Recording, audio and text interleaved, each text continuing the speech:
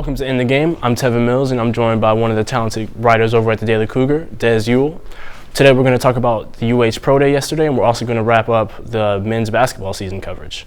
So, Des, let's pick it up with men's basketball. Okay. Right now we're in March Madness. That's dominating the sports landscape. The UH men's basketball season did not end too well. Started off pretty well, but can you give us a synopsis of how the season went overall and help us understand why the team fizzled out towards the finish? Okay. Well, you're talking about a team that started out pretty fast. Now, the schedule was kind of built for that. A lot of, not easy teams, but teams that we should have taken, and we did. Conference time came around. That's when the season got good. The conference as a whole was pretty good. Teams were upsetting each other. Teams were being teams they're supposed to be. UH stayed in the middle early on because we had some struggles with free throws, some struggles with defense.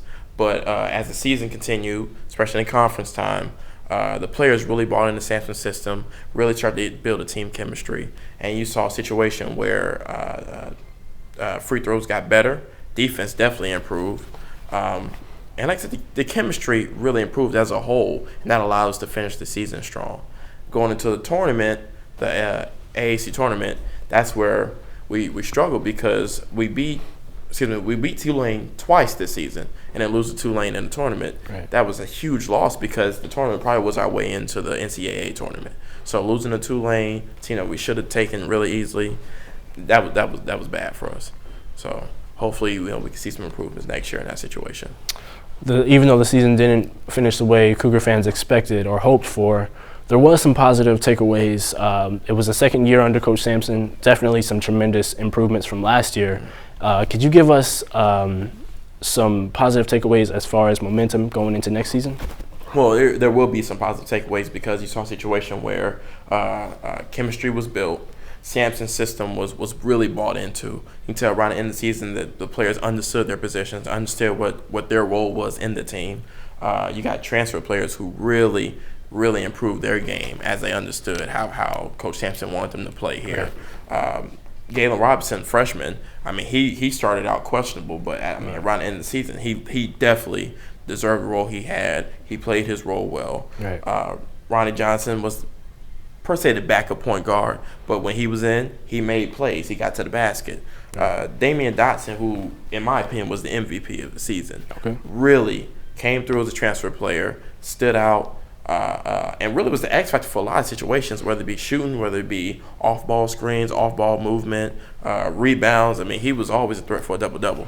So, going into next season, there will be a lot of momentum from players, from chemistry, and really just everyone believing in the Sampson system. All right, now switching gears, going into football. UH football won their AAC championship last year, then went down to Atlanta and whooped up on Florida State for the Peach Bowl championship. That doesn't always translate to top recruits coming into the program, though. What does translate is success in the draft and players from the program going into the draft. UH hosted their Pro Day yesterday where plenty of scouts came down. Could you give us some details about how that went? All right. Well, like you said, plenty of scouts, more like 31 teams were here. Some had all of them had scouts, but some even had coaches, assistant coaches, head coaches. For example, Mike Tomlin's here from the Steelers.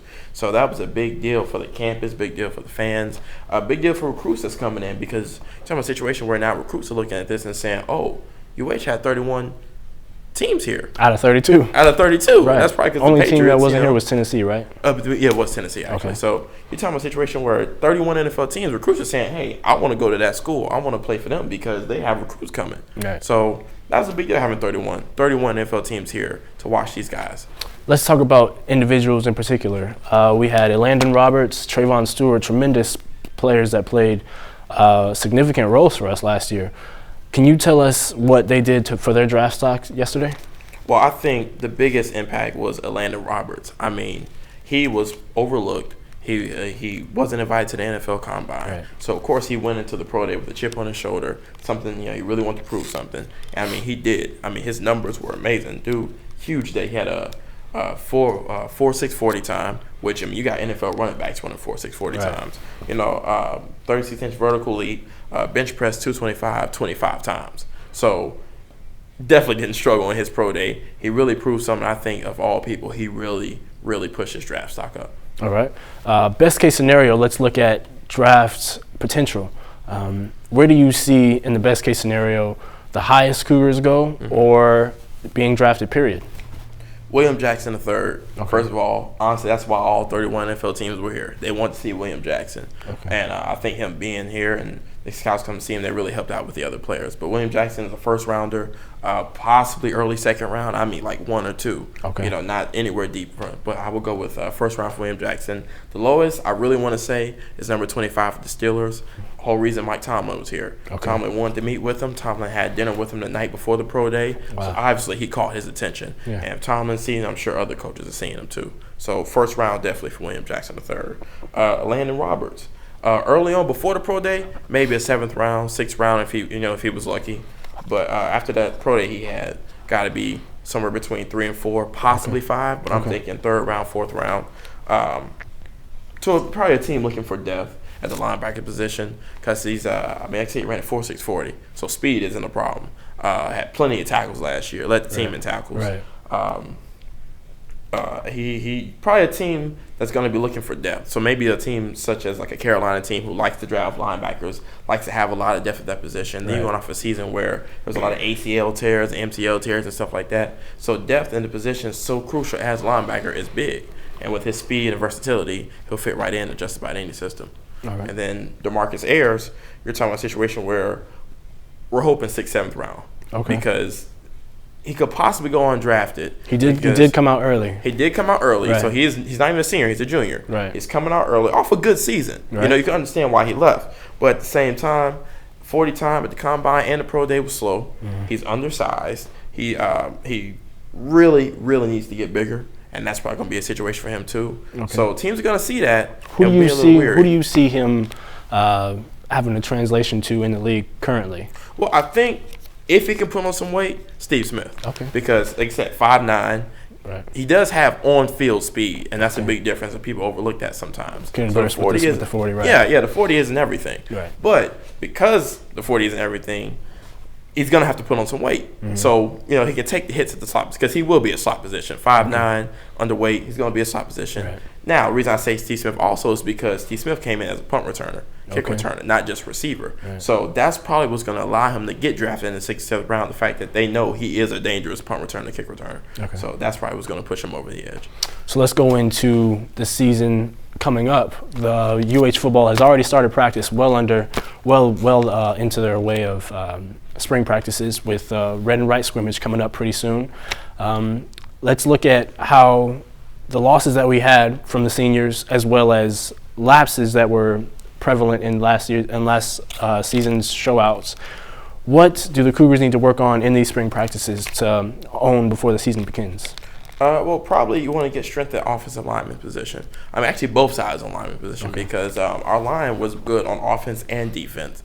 But offensively, we had a lot of injuries, a lot of major injuries, which was, you can almost say like a plague because it all hit at one time Right. and it became a problem. And, you know, that's how, Greg Ward ended up getting hurt and everything like that. So offensive line is a big thing that probably needs to be improved just because, first of all, we have 5 seniors leaving. Right. That's huge. You're talking about that's leadership leaving, that's experience leaving, stuff like that, and that's a big deal. And we can stand to get a little bit bigger. Right. You know, the AAC doesn't have as much big guys, but if we can get bigger guys, that'd be an advantage because just like SEC teams and Big 12 teams, they have bigger guys on that line. Right. And so we're starting out against OU, we're going to want bigger guys. Yeah. You know what I mean? We don't want to get bum rushed and have Greg Ward running for his life in the first game. Right. So that's a big deal. Next position I would talk about is probably running back. Yeah. Because Kenneth Farrell's leaving, Ryan Jackson's leaving, both seniors. Right. You know, both had good careers here, and then probably get picked up, drafted, or whatever. I think we lost Javon Webb as well, right? Yeah, we did. So Javon Webb is a situation where he's dismissed from the team. Right. So after his second time in trouble, so you're talking about Javon Webb was the one who should have been had the torch passed to him. Right. So with him getting in trouble, getting kicked off the team, now it's a situation of okay, who's going to take the role of the running back position? Right now, we don't know. So we have to kind of just wait and see what Coach Herman's going to want to do. But that really hurts the team because Webb played last year, had time, knew the system, fit in the system. Right. So now we just have to watch and see what happens next at that running back position. All right, Des. Thanks for joining us again, bro. that wraps up today's show. If you need to check out Des some more, he will be continuing to write for the Daily Cougar, where you can check out daily online and a print issue weekly. If you need to check out more Coug TV content, you can go to cougtv.com. And thanks for joining us, and we'll see you guys next time.